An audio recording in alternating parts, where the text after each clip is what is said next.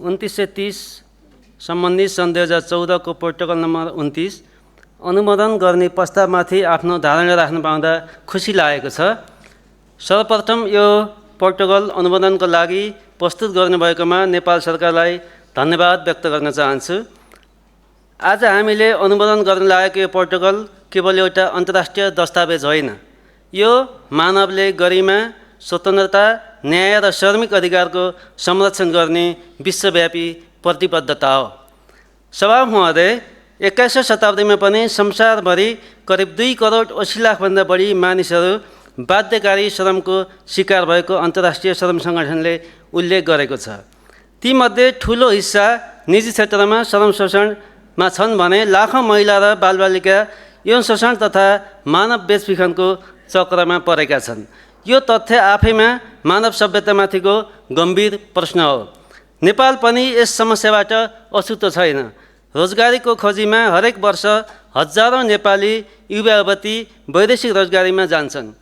उनीहरूमध्ये धेरैजना झुट्टा आश्वासन, चर्को लागत, राजधानी नियन्त्रण, तलब नदिने, अत्याधिक काम गराउने, धम्की दिने र स्वतन्त्र रूपमा काम परिवर्तन गर्न नपाउने अवस्थामा गुज्रिरहेका छन्। यस्तो अवस्थामा आधुनिक दासताको रूप हुन जसलाई यो प्रोटोकलले बाध्यकारी श्रमका रूपमा परिभाषित गरेको छ। सभामुख महोदय, नेपालको संविधानको धारा 29ले प्रत्येक नागरिकलाई शोषण विरुद्धको हक, धारा 33 र 34ले रोजगारीको हक र मर्यादित श्रमको हक सुनिश्चित गरेको छ। त्यसैले यो प्रोटोकल अनुमोदन गर्नु हाम्रो अन्तर्राष्ट्रिय दायित्व मात्र होइन, संविधानप्रतिको दायित्व पनि हो। तर महासन्धि अनुमोदन गर्नु मात्रै पर्याप्त हुँदैन। यसको प्रभावकारी कार्यान्वयन नै सबैभन्दा ठुलो चुनौती हो। बाध्यकारी श्रम रोक्नका लागि श्रम प्रशासनलाई बलियो बनाउनुपर्छ। वैदेशिक रोजगारलाई थप पारदर्शी र जवाफदेही बनाउनुपर्छ। मानव बेचबिखन गर्ने गिरोह विरुद्ध निर्मम कारबाही हुनुपर्छ र पीडितलाई उद्धार, कानुनी सहायता, क्षतिपूर्ति तथा पुनर्स्थापना सुनिश्चित गर्नुपर्छ। सभामुख महोदय, हामीले अन्तर्राष्ट्रिय मञ्चमा गरेका प्रतिबद्धता व्यवहारमा पनि देखिनुपर्छ।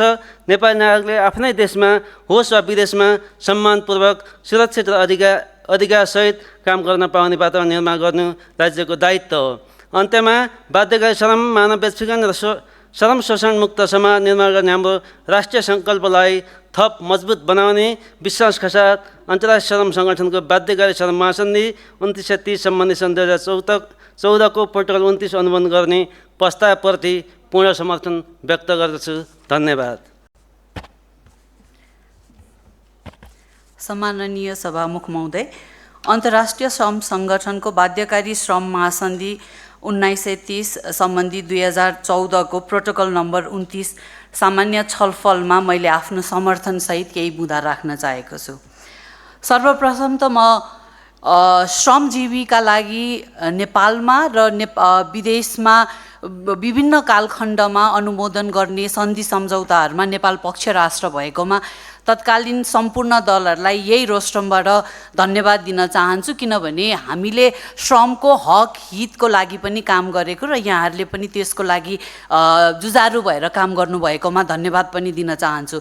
सँगसँगै यसले बाध्यकारी श्रमको सम्बन्धी विषयको अन्तर्राष्ट्रियकरण गर्न खोजेको छ र अन्तर्राष्ट्रिय स्तरमा उठाएको छ र यहाँहरूलाई एउटा फरक विषयमा पनि धन्यवाद दिनुपर्ने हुन्छ, किनभने देशभित्र रहेका विभिन्न प्रथाहरू जुन बाध्यकारी थिए त्यो प्रथा हटाउन पनि यहाँहरूले ठुलो योगदान दिनुभएको छ। समाजको तर्फबाट, सामाजिक तर्फबाट, समाजका हरेक व्यक्तिले गर्दाखेरि दलीय तर्फबाट जुन जुन दलहरू सामेल भएर ती प्रथाहरू हटाउनलाई योगदान दिनुभयो, यहाँहरूलाई यही रोस्ट्रमबाट फेरि पनि धन्यवाद भन्न चाहे। सन्धि ऐनले 2047 दफा 4ले सबै सन्धिहरूलाई अनुमोदन गर्नुपर्ने र सम्मानित संसदमा आएर यसको छलफल हुनुपर्ने भन्ने विषयमा राखेको छ र यसलाई म किन पनि स्वागत गर्न चाहन्छु भन्दाखेरि अहिलेको सिचुएसनमा हामीले युनिभर्सल डिक्लेरेसन अफ ह्युमन राइट्सको कुरा गर्छौँ, international covenants on civil and political rights ICCPR को कुरा गर्छौँ, त्यस्तै गरेर international convention economic social and cultural राइट्सको कुरा गर्छौँ, सिडको कुरा गर्छौँ, CRC निकासीको कुरा गर्छौँ, यी सबै विषय, यी सबै कन्भेन्सहरूले, सन्धिहरूले चाहिँ मानव अधिकारको संरक्षण गर्छ र श्रमिकको पनि हक हितलाई र श्रमजीवीको पनि मानव अधिकार अन्तर्राष्ट्रिय रूपमा नै संरक्षण गर्नु यो नेपालको दायित्व पनि हो। र त्यो दायित्व अन्तर्गत आज हामी संविधानमा रहेर संविधानले नै दिएको धारा 29ले शोषण विरुद्धको हक कसैलाई पनि शोषण गर्नु हुँदैन भन्ने राखिसकेको छ र त्यस्तै गरेर बेचबिखन, दास र बाध बनाउन पाइने छैन भन्ने स्पष्ट संविधानमा गरेको व्यवस्था अन्तर्गत हामी यो सन्धिलाई समर्थन गर्दै अनुमोदन गर्ने प्रक्रियामा गएका छौँ, जुन स्वागत योग्य छ। र यो सन्धिले केही विषयहरूलाई चाहिँ अझ प्रभावकारी ढङ्गले उठाएको छ, जस्तो वैदेशिक रोजगारमा हुने श्रम शोषण, घरेलु कामदारप्रतिको शोषण, यौन शोषण र मानव बेचबिखन सम्बन्धी विषयहरूलाई पनि यसले उठान गरेर र भोलि हामी पक्ष राष्ट्रिय भइसकेपछि यसको पूर्ण पालना गर्दै गर्दा देशभित्र पनि कानुन निर्माण गरेर अन्तर्राष्ट्रिय रूपमा standard, universal declaration of human राइट्सको स्ट्यान्डर्डलाई मापन गर्ने एउटा विषय हुन्छ र यसको म समर्थन गर्दै फेरि पनि सरकारलाई धन्यवाद दिन चाहन्छु।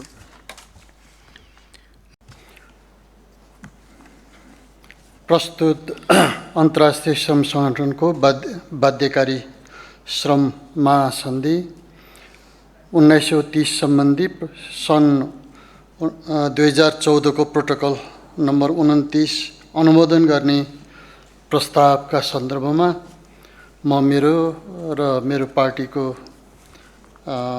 धारणा व्यक्त गर्न चाहन्छु।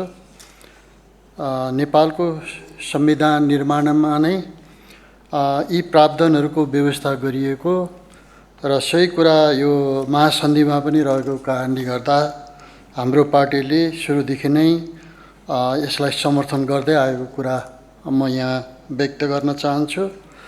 मैले अहिले बोल्ने क्रममा धेरै भूमिका बाँधिनँ, म दुईटा कुराको लागि मात्रै यहाँ उभिएको छु। पहिलो कुरा के हो भन्दा मानव जातिको इतिहासमा यो मानव दासता, बेचबिखन र यो बाध्यकारी श्रम कलङ्कको रूपमा आयो र त्यो कुरा अरू देशमा अन्तर्राष्ट्रिय क्षेत्रमा मात्रै होइन, नेपालमा पनि त्यो कुरा रह्यो। त्यसो भएको हुनाले मैले खालि दुईटा कुरा स्मरण गराउनको लागि मात्रै यहाँ उभिएको छु। त्यो के हो भन्दाखेरि चाहिँ नेपालको इतिहासले पनि यो कलङ्क बोक्यो र खास गरिकन यो जात प्रथाको चाहिँ सुरुवात गरेपछि मासिनी मतवाली को नामबाट त्यो चाहिँ आयो र त्यसको शिकार आजसम्म त्यसको पीडा भोग्ने जाति एउटा तामाङ जाति हो, जसले यसको पीडा भोग्दै आयो। र अर्को जाति चाहिँ थारू हो, जो पछिल्लो कालमा पनि बजुवा मजदुरको रूपमा हामीले पाइरहेको छौँ। त्यसकारण मलाई आज यो विषयमा छलफल गर्दा यो कलङ्क, इतिहासको कलङ्क फाल्ने समय भएको छ, त्यसो भएको हुनाले त्यसलाई स्मरणमा राखौँ भन्ने हो। दोस्रो चाहिँ अब हामी पुँजीवादी व्यवस्थामा जाँदैछौँ र यो पुँजीवादी व्यवस्थाको एकदम प्रखर रूपमा अहिले चाहिँ तपाईँको पैरवी गरेर बजेट पनि आएको छ। तर यो पुँजीवादी व्यवस्थाको एउटा चाहिँ खराब पक्ष भन्नुपर्छ, त्यो के हो त भन्दा पुँजीवादले हरेक वस्तुलाई कमोडिटी ठान्छ, त्यसले माल ठान्छ।